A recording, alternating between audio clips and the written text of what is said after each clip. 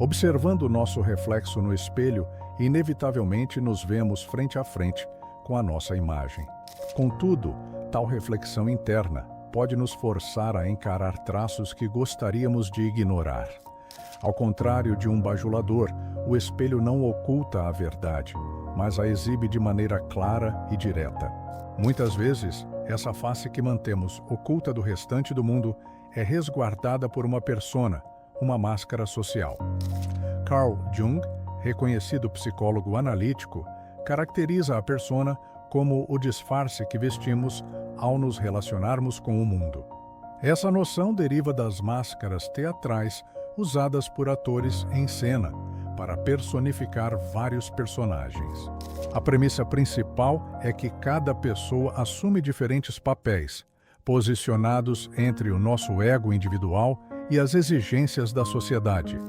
O ego, que funciona como o centro de nossa consciência, é o responsável por preservar nossa percepção de identidade ao longo de nossa existência. Por outro lado, a persona funciona como um manto, escondendo aspectos de nossa verdadeira essência para que possamos nos alinhar com as normas sociais.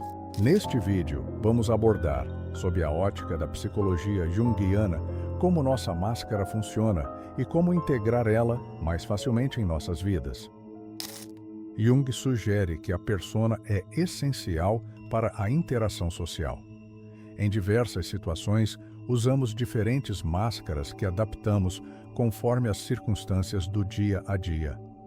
Essa habilidade de adaptação é crucial para estabelecer nosso papel social e formatar nossa relação com os demais. A persona serve como um mecanismo para ocultar vulnerabilidades, impedindo que nossas fraquezas sejam reveladas. Desde pequenos, somos ensinados a ajustar-nos às expectativas de pais, amigos e professores, compreendendo rapidamente o que é considerado adequado e nos traz aprovação e o que é considerado inadequado e gera penalidades. Jung destacou duas fases importantes no processo de desenvolvimento da persona. A primeira, chamada de identificação, é considerada saudável, contanto que a pessoa esteja ciente de que a persona não reflete sua verdadeira essência. Entretanto, um vínculo demasiado estreito com a persona pode afastar o indivíduo de seu verdadeiro eu, ou self, que é o núcleo integrador da psique, abrangendo a totalidade de nosso ser, incluindo as dimensões consciente e inconsciente. Jung abordou essa inquietação de maneira explícita ao estudar o simbolismo do eu. A persona representa aquilo que uma pessoa não é, mas o que ela e os outros presumem que ela seja. Neste estágio surge a fase da desintegração. Quando a persona se fragmenta, intencionalmente ou não, o que se segue é confusão e desorientação. Em algumas situações excepcionais, essa fragmentação pode levar ao transtorno dissociativo de identidade, fazendo com que uma pessoa manifeste diversas personalidades, cada uma com uma perspectiva própria. Essa situação costuma ser o resultado de traumas significativos. Quando a persona se desfaz, há três caminhos possíveis. O primeiro é a restauração negativa, em que a pessoa se esforça para voltar ao estado original, desconsiderando as transformações que vivenciou. O segundo ocorre quando há uma total perda de persona, resultando na inaptidão para interagir com o mundo. O terceiro, e mais desejável, é a restauração positiva, onde a pessoa constrói uma persona consciente que reflete sua verdadeira essência. É crucial buscar essa restauração, já que uma restauração negativa nos prende a uma imagem distorcida de quem somos. Entretanto, viver sem uma identidade é praticamente inviável e não é algo almejado, pois necessitamos de um certo grau de adaptação, tanto ao ambiente externo quanto ao nosso próprio universo interior. Neste momento, vamos examinar os riscos associados a ocultar nossa verdadeira identidade. Uma consequência significativa ao criar a persona é o aparecimento do que Jung denominou de sombra. A sombra simboliza os elementos suprimidos da personalidade, os quais não se alinham com a persona e, por isso, são afastados da consciência. Muitas vezes, reprimimos aspectos de nós mesmos que julgamos inaceitáveis. Um exemplo é alguém que aprende que ser firme é algo indelicado e, consequentemente, desenvolve uma postura excessivamente passiva, o que pode ser prejudicial em seus relacionamentos pessoais e profissionais. Outros podem vivenciar o oposto. Em contrapartida, alguém que está sempre se esforçando para agradar os demais por medo de confrontos pode acabar sendo aproveitado pelos outros. A sombra simboliza tudo o que escondemos, considerando indesejável ou vergonhoso. É o lado sombrio de nossa personalidade, que pode tomar o controle em situações de estresse ou em surtos emocionais. É essencial compreender que, quanto mais rígida e perfeccionista for a persona, maior e mais intimidadora se tornará a sombra. Quando desenvolvemos uma persona demasiadamente pura ou moralmente elevada, frequentemente suprimimos impulsos e desejos que não se encaixam nessa visão idealizada, empurrando-os para o inconsciente. Esse choque interno pode causar um significativo desequilíbrio psicológico. Carl Jung aborda esse tema em seu livro Os Arquétipos e o Inconsciente Coletivo, argumentando que a sombra é uma parte vital da personalidade que busca ser escutada e aceita. Para Jung, enfrentar a própria sombra é uma atividade constante, um caminho de autoconhecimento que nos ajuda a recuperar características positivas de nossa psique que estão latentes. Esse percurso nos faz ser mais verdadeiros em relação à nossa essência, aceitando tanto nossos méritos quanto nossas imperfeições. Apesar de a sombra ser geralmente vista sob um aspecto negativo, ela só se torna uma ameaça quando é negligenciada ou mal interpretada. Já a persona nos bloqueia de realizar o que Jung considerava a missão mais crucial de nossas vidas, o processo de individuação.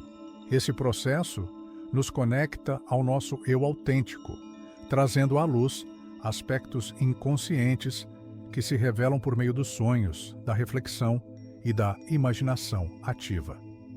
Entretanto, é crucial entender que a individuação não é algo que se alcance apenas por querer conscientemente. Segundo a visão junguiana, o eu simboliza a totalidade da personalidade, superando o ego, e busca unificar todos os elementos da psique. Assim, a individuação representa o caminho para atingir essa totalidade, mas a persona impede esse percurso, já que não podemos nos individuar enquanto permanecemos presos a papéis e personagens que fingimos ser. As crenças que temos sobre nossa própria identidade funcionam como uma discreta máscara e, talvez, sejam o principal impedimento à genuína individuação. Apesar de alguém conseguir identificar várias características em si, há sempre aquela firme ideia de "eu sou assim e não há mais nada a dizer", que aparenta ser inalterável. Essa certeza atua como um bloqueio a qualquer esforço sincero de conhecimento verdadeiro de si mesmo. Um exemplo notável é o conceito de má-fé do filósofo francês Jean-Paul Sartre, que pode ser comparado com a ideia de persona. Sartre descreve o comportamento de um garçom em um café. Seus movimentos são excessivamente rápidos e seus gestos um tanto teatrais, como se estivesse desempenhando um papel. Sartre afirma que este garçom está enganando a si mesmo ao confundir seu papel social com sua verdadeira essência humana. A persona do garçom acabou por se tornar equivalente à sua própria existência. Caso ele perca o interesse no emprego ou seja dispensado, sua persona entra em colapso, confrontando-o com um vazio existencial diante do eu, que não desenvolveu. De acordo com Jung, sem uma base consistente na realidade, podemos ser dominados pelas imagens primordiais e perder nosso senso de identidade.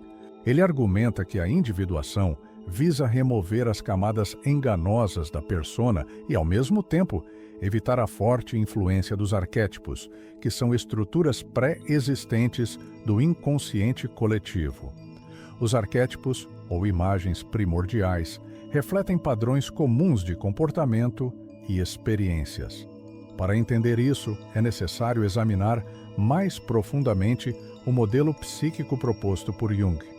O eu é separado entre consciente e inconsciente, e este último contém duas seções: o inconsciente pessoal, que acumula experiências individuais de que não nos lembramos, revestidos, e o inconsciente coletivo, que contém os arquétipos herdados, além da persona, que pertence à consciência e serve como um vínculo entre o ego e a sociedade. Esta também faz parte do inconsciente coletivo, sendo, em algumas ocasiões, chamada de arquétipo social ou arquétipo da conformidade. Por representar uma parte do inconsciente coletivo, cometemos o erro de acreditar que a persona é completamente individual. Porém, como o próprio termo sugere, ela é apenas uma representação superficial da psique coletiva. Ao estudarmos a persona, desvendamos essa ilusão e percebemos que o que considerávamos único e particular é, na verdade, parte de algo muito maior e impessoal. Em resumo, a persona é somente uma fachada para o inconsciente coletivo. C.S. Lewis, em As Cartas de Screwtape, faz uma observação semelhante sobre o auto-engano que pode surgir quando alguém se vê identificado com um papel ou imagem pública. A partir da perspectiva de Screwtape, o demônio tutor, ele descreve como pequenas mentiras e omissões podem, com o tempo, provocar uma separação entre quem a pessoa realmente é e quem ela parece ser. A maneira mais eficiente de afastar uma alma de Deus é convencê-la gradualmente de que a máscara que usa é sua verdadeira face. Esse tipo de dissociação pode causar um vazio interno, pois a pessoa se afasta cada vez mais de suas verdadeiras emoções, necessidades e vontades, substituindo-as por comportamentos moldados por expectativas externas. Na sociedade atual, a questão da persona se torna ainda mais significativa, especialmente com o surgimento das redes sociais. A internet oferece a oportunidade para que indivíduos criem versões cuidadosamente elaboradas de si mesmos, muitas vezes apresentando uma imagem idealizada, que se distancia da realidade. A persona online pode ser até mais distorcida do que a tradicional, pois os ambientes digitais permitem um controle quase completo sobre a maneira como somos percebidos. A pressão para sustentar uma persona perfeita pode levar a problemas emocionais, como ansiedade, depressão e sensação de alienação. Isso ocorre porque, quanto mais nos afastamos de nossa verdadeira essência, mais nos sentimos desconectados e vazios. Jung nos alerta sobre os riscos de existir apenas em função da persona. Em sua obra Memórias, Sonhos e Reflexões, ele menciona: nada é mais lamentável do que viver apenas para a persona, sem nunca alcançar o conhecimento do self. Essa passagem ilustra a convicção de Jung de que uma vida conduzida unicamente pela persona é restrita e insuficiente. A verdadeira felicidade e a plenitude surgem somente quando nos permitimos superar a máscara e encarar os aspectos mais profundos e, algumas vezes, desconfortáveis da nossa personalidade. O conceito de persona envolve um acordo entre a pessoa e a sociedade sobre a forma como devemos nos mostrar. E, apesar da sua importância, nossa singularidade não pode se desenvolver apenas através das interações sociais. É necessário também estabelecer um vínculo mais significativo com o inconsciente coletivo. Para conseguir a individuação e levar uma vida mais completa e genuína, é essencial desafiar não somente a persona, mas igualmente a sombra, com o objetivo de integrar todos os aspectos de nossa psique. A busca pelo autoconhecimento envolve ir além das máscaras sociais, um caminho rumo ao verdadeiro eu que define nossa essência. Não se trata de descartar a persona completamente, mas de usá-la com maleabilidade, evitando a identificação automática com ela. Em vez de sermos controlados pelas máscaras que usamos, podemos começar a escolher com consciência quando e como as utilizar. Obrigado por ficar até aqui. Um abraço do seu amigo Entre Mundos e Mentes.